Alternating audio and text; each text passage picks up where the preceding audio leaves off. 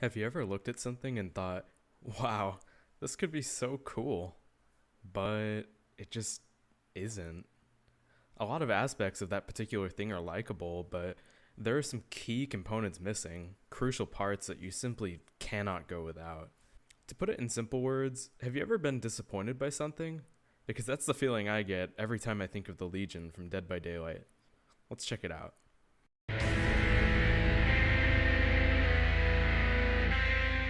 Okay, I just want to get this out of the way right now. I like this killer. I enjoy playing as the Legion, and I really don't mind playing against them at all. With that being said, I still think the Legion ended up being a big disappointment overall, and I want to share some of the more negative parts of their design in this video. So, what's wrong with them? To put it simply, their power has been incredibly flawed ever since they came out, and it took a long time for them to even reach a remotely healthy state. The problem used to be much, much worse, but it isn't nearly as bad now. I want to take you back for a moment to November 2018.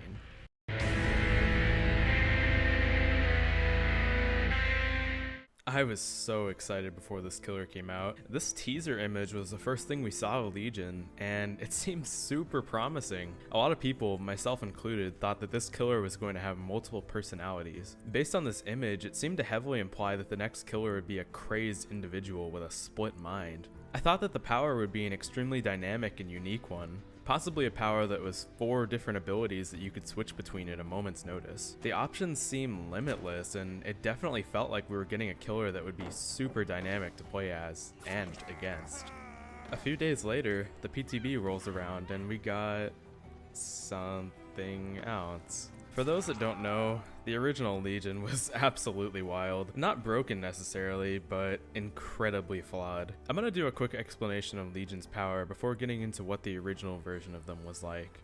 The Legion can activate Feral Frenzy, which lets them move faster, vault windows quicker, and even gives them the ability to vault pallets. If the Legion hits survivors while in Feral Frenzy, the survivors gain the Deep Wound status effect, requiring them to mend unless they want to go down. Getting that first hit with Frenzy also lets the Legion see other survivors if they don't have a Deep Wound. Feral Frenzy lets the Legion basically chain hits together, putting multiple survivors into Deep Wound if everything goes right. Leaving Feral Frenzy gives the Legion a pretty lengthy cooldown phase where they are basically stunned for a few seconds.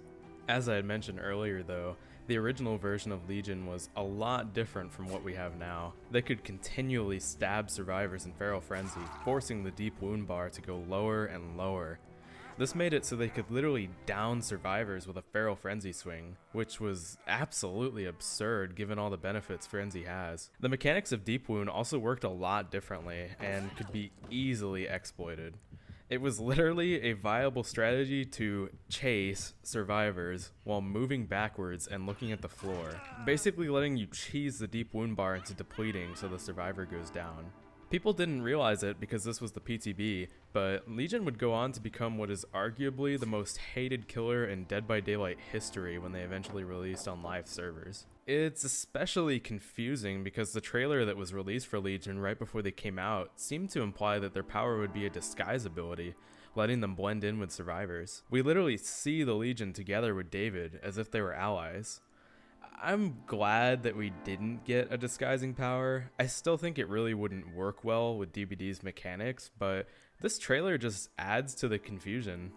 It almost feels like false advertising, but I don't really think that's what Behavior was going for.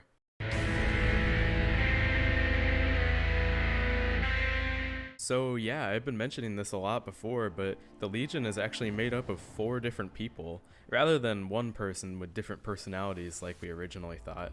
The Legion's members are Frank, the crazed leader of the group and the default skin of the Legion. The next member is Julie, Frank's equally crazy lover that takes an even darker turn in the archives. Has anyone ever actually seen a good Julie in game? I feel like especially default Julies are always Frost-Tide's killers that have no idea what they're really doing. Next up is Joey, who somehow looks even edgier than the rest of the group. Is it me?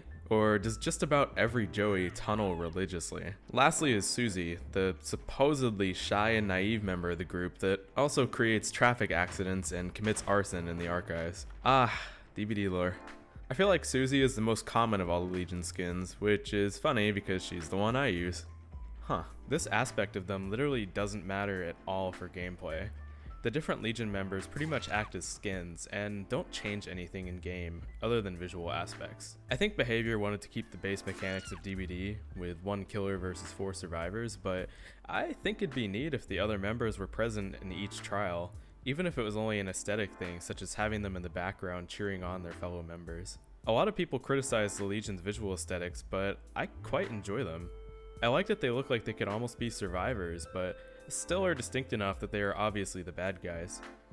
I also appreciate that each member looks unique, making them all feel a little different. The only issue with this was Julie's original skin, where she pretty much just looks like Frank but female.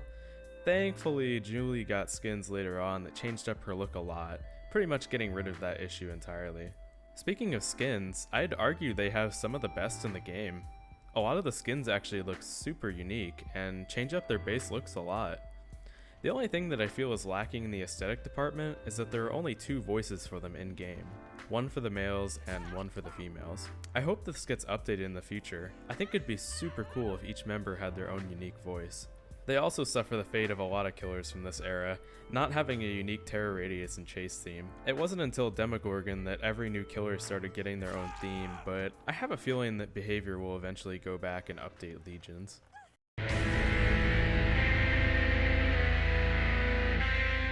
I had brought it up earlier, but yeah, people really did not like this killer, and for good reason. Admittedly, a lot of the issues weren't faults of the Legion per se, but more so issues relating to how flawed the deep wound status was whenever it was first introduced.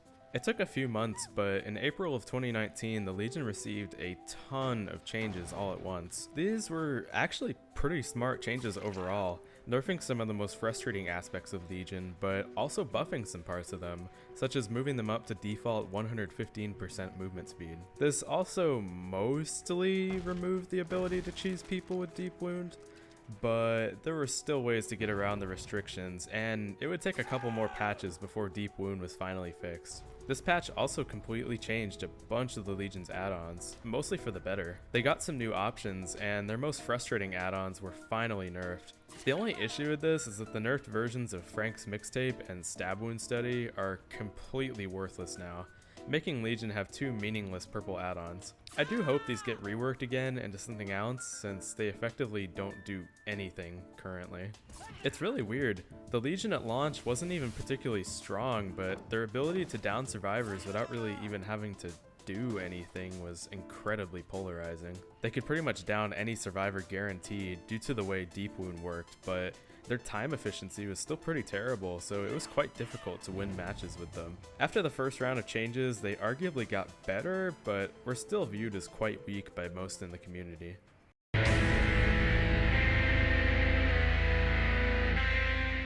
The Legion received even more buffs and some nerfs for some reason since their initial changes, but are still seen as relatively weak overall. They definitely have good parts about them. Chaining hits on survivors and getting a bunch of people injured all at once is quite strong, especially considering you still have to mend as a survivor, which wastes a lot of time. Their chase potential is strange, however.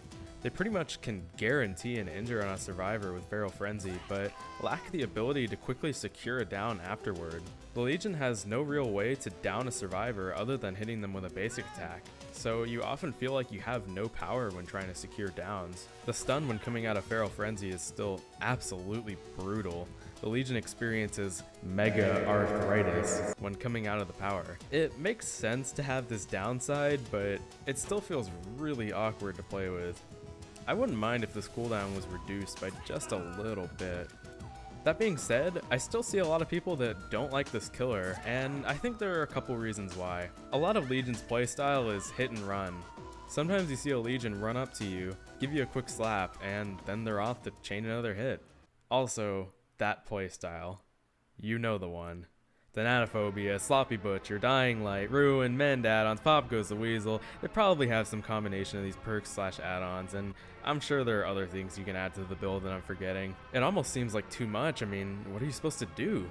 There's so many forms of slowdown. I have to save my teammates and do gens and look for hex totems and mend myself and... oh wait, this killer still sucks at downing people.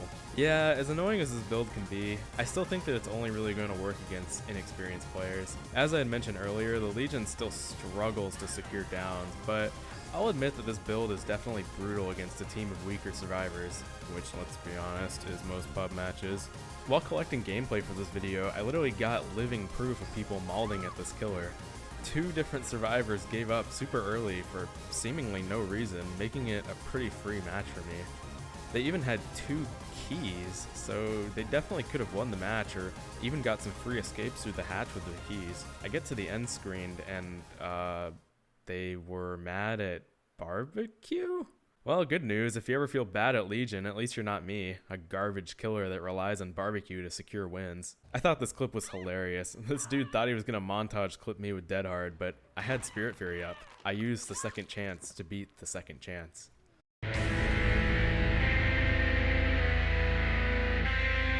I don't play Legion very often, but I've gotta say, I had a fun time playing them while getting gameplay for this video. There's something that's just oddly satisfying about chaining hits together on survivors with Feral Frenzy, and vaulting over pallets and windows feels super smooth. The only thing that really isn't fun about them is the times you aren't in Feral Frenzy and you feel like teenager with knife. That being said, these situations really help you refine your basic chase mechanics across all killers. It's a good thing to have strong fundamentals on killer, and Legion definitely forces you to practice those since you literally have to use a basic attack to down someone.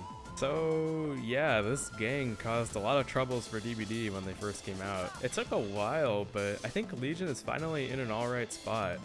I think many would still argue that they need a complete overhaul, and in some ways I do agree. I'm just thankful that they're a playable killer that doesn't just completely ruin the experience for survivors, and has a pretty fun playstyle as well. Before I go, I want to touch on that topic I mentioned at the start, disappointment. I still think that this killer is an overall disappointment, even if they're in an alright state right now. I just can't help but think of what could have been with these guys, you know? Who knows? Maybe someday down the line we'll get another round of Legion changes that'll completely change them up. Until then, they will be viewed by many as a forgettable, disappointing killer. Thanks for watching.